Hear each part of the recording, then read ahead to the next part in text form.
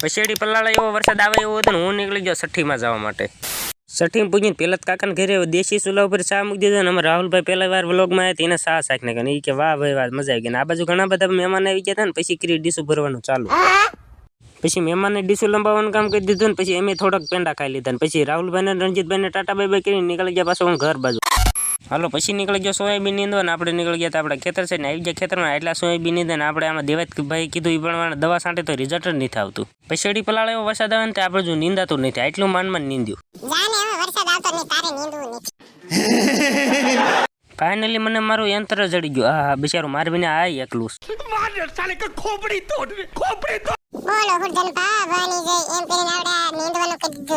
બોલો ઘસરકા બસરકા કરીને આપણે બે ત્રણ પાથરા લઈ લીધું ખડ અને આ બાજુ પછેડી પર લઈ આવ્યો વરસાદ આવવાનું ચાલુ થાવું એવું મને લાગતું તો હાલ તમે લાઈક શેર અને સબસ્ક્રાઇબ કરવાનું કામ તમારું છે તો મળીએ નવા વિડિયો।